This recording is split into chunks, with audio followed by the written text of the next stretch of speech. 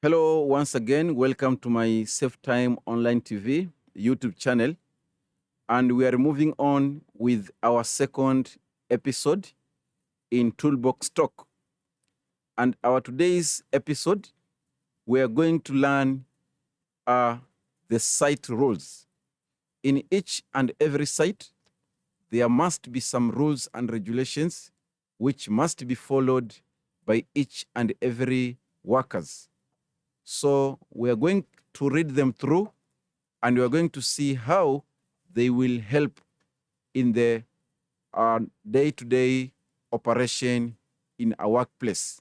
Number one rule is knowing your level of competency. Knowing your level of competency. That simply means that each and every worker in a workplace must be able to know the limit of their knowledge. That will require that all the workers must not do any work activity that they are not knowledgeable of. All the workers must not be involved in any work activity which they are not knowledgeable of. That will include operation of an equipment which you do not have knowledge about. So every worker must work, every person in a workplace must work to the limit of their knowledge. This will prevent accidents or any unnecessary injuries and even death. Number two, not tampering with safety equipments in the organization or in a workplace. Any equipment which is present in the workplace must not be tampered with. That will involve the misuse of some equipment. There are some certain workers who are using the working equipment in different forms. They use the working equipment for the wrong purpose. This is totally prohibited in any work site, and by so doing, it will reduce the rate of accidents and even ill health. Number three, the abusive or aggressive behaviors is totally prohibited. There are some workers or some employees who are very toxic to other people. In a working environment, they can be using an abusive language, or they might be bullying other workers, especially the freshers, those people who have recently joined the organization. Such kind of behaviors are totally prohibited in work sites, and that will prevent psychological risk and hazards.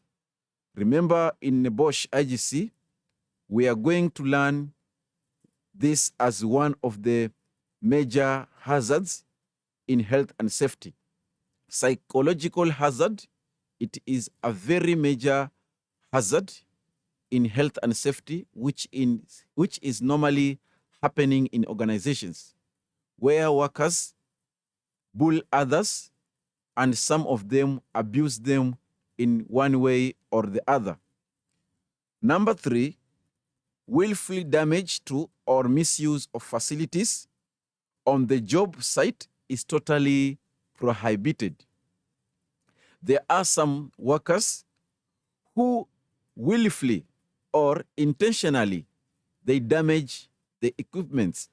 This is totally prohibited in the workplace. Remember, in health and safety, we aim to reduce loss in organizations by preventing any damages to the equipments or even the premise. So the damage, the willful damage or intentional damage to equipments is totally prohibited in organizations or in work sites. And that can even lead to a worker to be given a fine or even to be expelled from job or being fired, totally fired.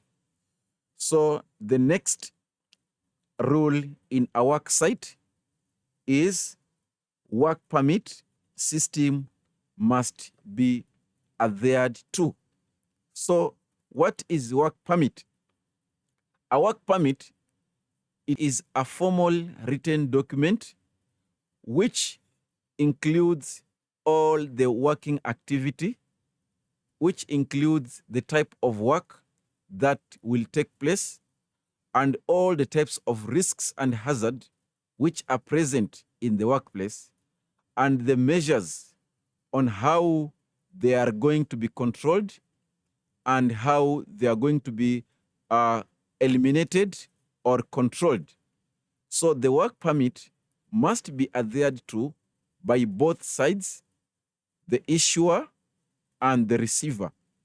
So any breach to the work permit have to be updated.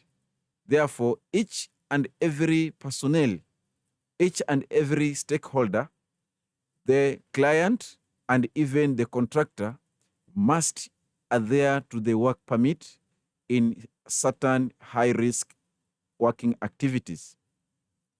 Number 5, always wear mandatory PPE when entering the construction site. So this is a must.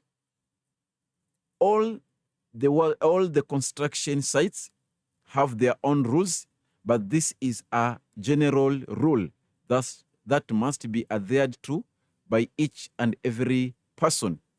And that include the top management, that is the senior management, until to the junior subordinates. All the people must adhere to this rule that entering any construction area or any construction site, you must wear the mandatory PPE. And that will include the wearing of the helmet, wearing of the eye protection, wearing of the reflective jackets, and safety shoes, and many others, depending on the construction site. Another rule which is governing or which is found in a workplace is following the approved method statement and risk assessment at all times. Each and every work activity is carried out under their own work method. So each work method which is meant for a particular type of work must be adhered to. And any risk assessment which had already been done, that will govern how the work will be done, how a certain work will be done. This risk assessment must be followed by each and every stakeholder. Number 7, all the exits, all the emergency doors, and all the gangways and escape routes must be kept clearly, always. That means that any door that is meant for escaping any type of emergency or hazards must not be closed in any work site.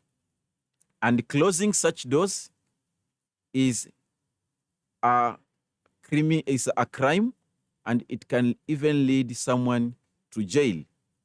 Remember, if there is any accident or any dangerous occurrence which occurs in an organization or in a site, and maybe the worker will try to escape or evacuate from that place, but unfortunately unable to leave the place because the exit door has been blocked. The one who has blocked the exit escape routes will be found guilty and will be responsible for any dangerous occurrence that has happened. So that has been made clearly that all the exit routes must be left clear for any emergency, in the organization. And this marked the end of our second toolbox talk. Let's meet in the third episode, where we are going to look more subtopics